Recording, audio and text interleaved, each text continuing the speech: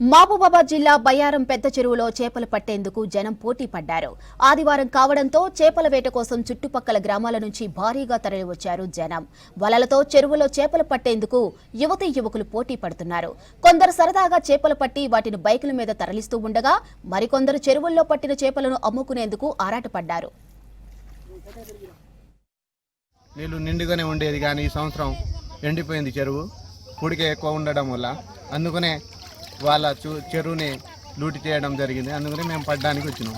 ఒక 10 కేజీలు దాకా పడ్డాం. మేము ఒక 5గురం వచ్చాం. బయ్యారం పెద్ద చెరువు ఎప్పుడు నీళ్లతో కలకలలాడుతూ ఉండేది. ఈ సంవత్సరం నీళ్లు తగ్గడంతో ఊరు వాళ్ళందరూ వచ్చి మాతోటి చేపలు పట్టుకోవడం జరిగింది. రామగుండాల, పందిపంపుల, సింగారం, కొత్తపేట గ్రామ పంచాయతీ వాళ్ళంతా వచ్చి చేపలు పట్టుకోవడం జరిగింది.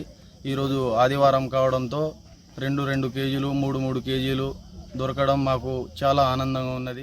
ఈ బయ్యారం చెరువు మాకు అనుకూలంగా దగ్గరలో ఉంది. ఈరోజు లూటీ కావడంతో అందరం 10-15 ఊర్ల నుండి చేపలు పట్టడానికి వచ్చినాం. మనిషికి ఒక 2-3 కేజీల దాకా దొరుకుతున్నాయి. చాలా హ్యాపీగా ఉన్నారు మా ఊరోళ్ళు. ఋతుకాలం రావడంతో అందరూ వాళ్ళు కూడా పనులు ఏం లేక అందరు చేపలకు వస్తున్నారు.